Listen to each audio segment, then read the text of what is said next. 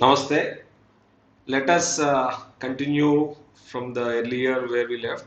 Let me start by looking at another example that I just mentioned. Like we mentioned, we saw the examples of mobile manufacturing, how it took off in the previous video, right?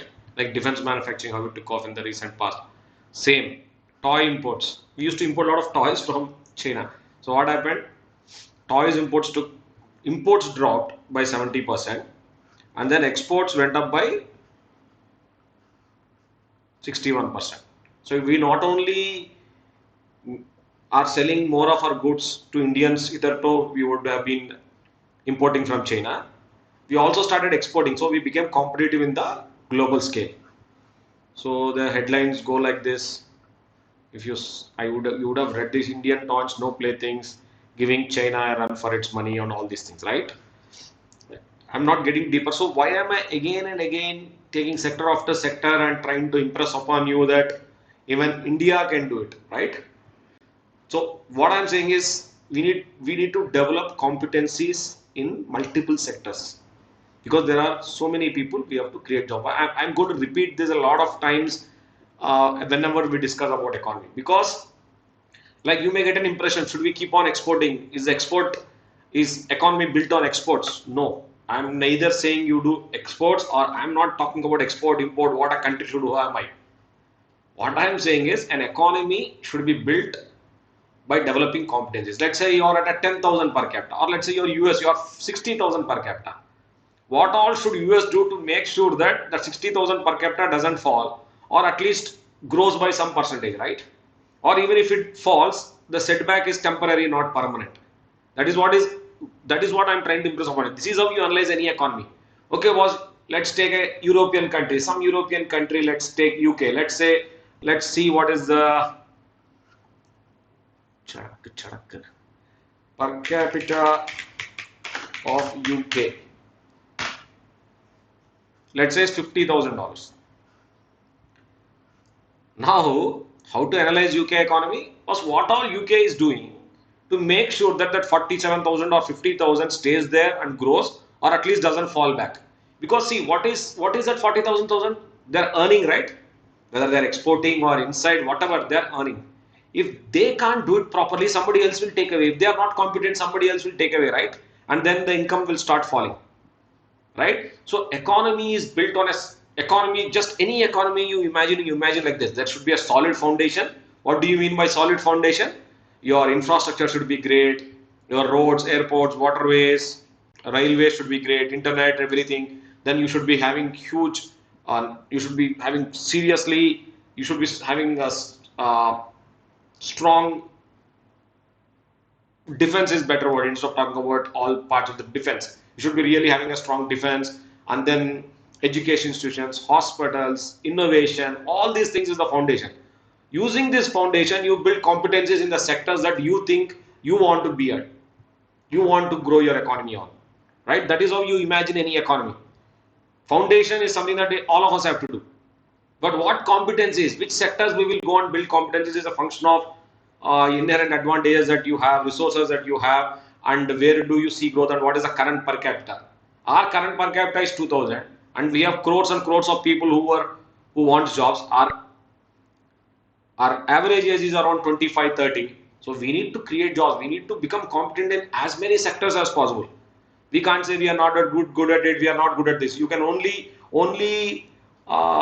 places where you can say these things are where you really can't do, like crude oil. Maybe God didn't endow us with hydrocarbon resources. Then okay, you can't do anything. There we can complain. Oh, what to do? We have to import. But you can't say that with palm oil. Why are you importing palm oil? You could have devised a scheme, incentivized farmers. There are a lot of ways of making sure that we will import substitute our palm oil, which we are already doing. I'm just making you understand that there is nothing called this is our strength, this is not our strength. Because you have to build competencies in a way that your per capita will keep increasing. If you are already rich, how to maintain that per capita?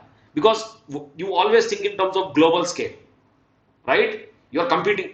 If I say today I'm good at pharma, I'm not good at pharma in my street or my state. I should be good at pharma on the global scale. Competitiveness is on the global scale, not in my LKG class. I am the first guy. No, You should always, when I say India is competitive, India's competitiveness should be measured on the global scale, right? So if you are having a very high per capita, even you should continuously make sure that that per capita doesn't fall, right? So this is why I am stressing a lot on solid foundation. On that you build competencies. Result of outcome of doing these two things will be your GDP growth and everything else, right? So I think I impressed upon you that we have a very young population and we are not good at many things, and we should become good at many things because there are too many jobs that we need to create. And how India is trying to create a manufacturing um, industry across sectors. We will see in this video, we will see what we have to do. In the next video, we will see what we have done and then where we are positive. Okay, let me just go there.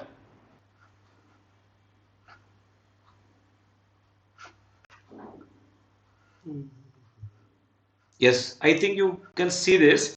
See, just imagine yourself to be a Japanese MNC or some MNC who wants to set up manufacturing plants in India. As any, what all do you want to? If you want to come to India, what do you want India to have as a manufacturing ecosystem? First thing is ease of doing business, right? You want to float the company, it should not take months and years together to get permits, basic floating of companies. Then you should have proper FDA rules where money can go in and come out easily. Then there should be IP protection. Then there should be corporate tax rates which are competitive. When I say competitive, see, any, whether it is an Indian manufacturer or an MNC, it is always comparing India with, let's say you're an Indian manufacturer, even if you think Vietnam is only taxing at 10%, you will go there, right? You will shift your manufacturing capacity to Vietnam, right? So you have to be competitive on tax rate. And then if I go to India, are there 29 different economies or there is one unified market? With GST, I think we have now become one unified market. And then once you do this, you have to make sure that land can be acquired easily. Then you have to provide favorable labor laws. Then there are capital. Let me spend some time here. Anybody who wants to do business can only take two forms of capital: equity and debt. Debt is your borrowing from banks, equity is your partnership. And there is a cost to it, right? Right? In equity, cost of equity is the expected return by whoever is investing in your company. With respect to debt, the cost of debt is the borrowing rate. So when somebody comes to an economy, he cannot come to an economy where interest rates are being volatile. One year it is 2%, another year it can be 10%, another year it can be 15%. No, boss. There should be a policy through which you should give predictability to the investors both inside and outside. That, boss, this is the tolerance of our interest rates. We won't let our interest rates move beyond this. Like in India, it is 4% plus or minus 2. So some predictability around cost of capital has to be given. Then at least in areas where you want to encourage manufacturing, you need to have electricity, water and internet, right? And then ability to procure plant and machinery, ability to invest in intangible assets, procure raw materials, trained employees, you need to have trained employees, and then other things will follow.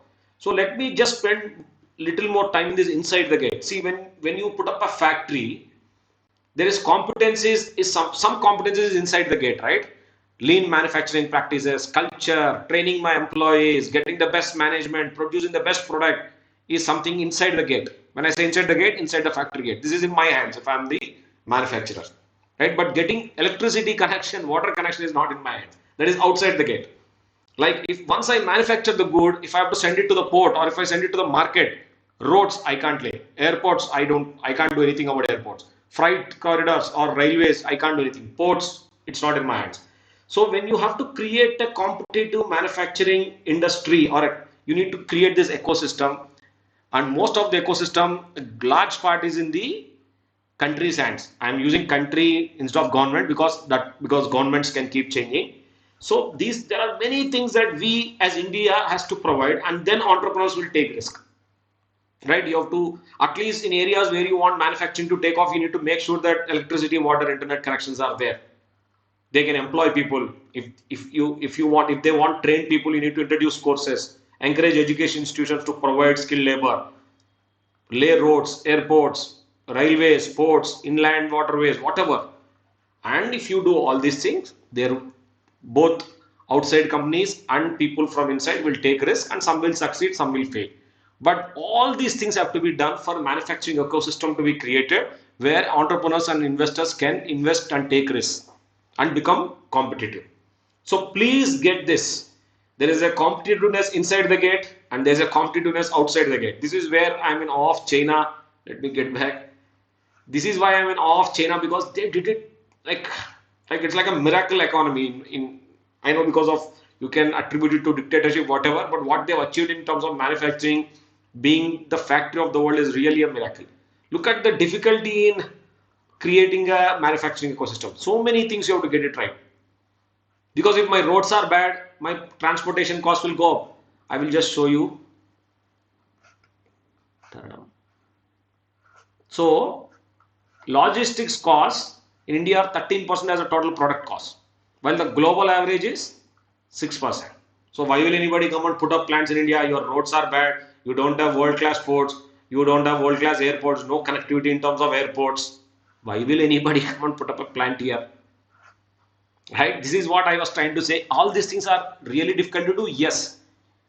Because if there is one government in the center, another government will be at the state. Like what is happening in the Mumbai, Ahmedabad, that bullet train. Because the credit should not go to the current government, they didn't cooperate. The previous Maharashtra government didn't cooperate in giving the land to the Mumbai Metro. So the project gets stopped. Unless you create all these things, only then investors will come and take risks, or entrepreneurs will come and take risks. And only then you can become competitive. I think this is what I want to impress on you. Manufacturing is much more difficult to, because it requires the whole country to do it for 5, 10, 15, 20 years, and then things take off. We have been successful in pharma and chemical, but not to the same extent as China. We are actually skilled, equally skilled, or in some areas better skilled. We just don't have the ecosystem. And large part of the ecosystem is in the country's hands. When I say country's hands, are the governments or successive governments' hands. Right? If I have to decrease my logistics cost, it is outside the gate, right? Outside the gate is not in my hands. So when the outside the gate things are so costly, why will any manufacturer in the world even think of India as an alternative? They won't even think. Or else, why are we in a state where we are importing our very China bazaar items, apparels, shirtings, we are importing from other countries? Are we really that incompetent? No. There are enough people, enough entrepreneurs to take risks, but they have to be created. This ecosystem has to be created. Like you have to lay a dedicated freight corridor. Like what happens in India Railways, if a passenger train is coming, the goods train or the freight train stops. But then cost goes up, right? So how will you become competitive? Right? So this is something that we have started doing, and I will explain you. In some we would have done 80%, in some we would have just started 20%, in some we would have crossed 100%. But this is something, actually, if you see, if you go 10, 15 years back, this is more than make in India, this is like dare to make in India. Let me see how you can manufacture here. That is the kind of country we have created. No electricity. No, you can't acquire land. You can't. Labor laws are so strict. So this is it. And interest rates are volatile or very high interest rates because you don't tackle inflation. So these are the things that you need to create. And then people will take this. Because these are things that I as an individual can't do. That is why you are seeing China dumping. Because the ecosystem has been created by Chinese government there, and the individual investors are taking risks, cutting costs, becoming, what do you say, efficient in manufacturing and dumping the whole world with their goods. Here we are not getting the ecosystem, so individuals are not able to become competitive because I can't lay the roads, electricity, and all these things. You understood the difficulty and why we are not strong at manufacturing? Because we didn't create the required ecosystem. I think I want to impress this upon you that make in India, if we can succeed, I think this will be a miracle on our part that we could do it as a democracy with such varied interests, with such different states having different. Just think you are living in a country where the cheapest labor are in Bihar and Orissa and Uttar Pradesh, but actually just think if you're a manufacturer, the cheapest labor is there, land is cheaper in Bihar, labor is cheaper in Bihar. You want to go there or you want to bring people from there? But you see all the factories are in Gujarat, Maharashtra, Karnataka and Tamil Nadu, and people come from Bihar and UP and Orissa, Jharkhand and work here. What is this? You need to think more deeper. I'm not going to give answers here, but just think. If labor is cheap somewhere, land is cheap somewhere, why am I not going there? Why am I going and buying land in costly areas like Gujarat, Maharashtra, Tamil Nadu, Andhra, or Telangana, or Karnataka, and breaking my head and bringing those people, providing them? See, if I have to bring them all, it is more costlier, right? But still, we are doing it. So this is, there are many bottlenecks that we have to solve. I am not saying we are going to replace China. No, no, no. I am not even remotely trying to give that impression. But I think sector after sector, government is working at a serious pace in creating this ecosystem. And I am very confident that if you create the ecosystem, we have extraordinarily super talented entrepreneurs who will create the competitiveness, and India will become competitive across many sectors. And it will be very fast, right? So that is why in the next video I'll explain you what India started doing. In some areas we would have really done a lot. In some areas we just started out, right? So let me stop here, and I think I could make you appreciate what is required to become competitive in manufacturing. Okay, thank you.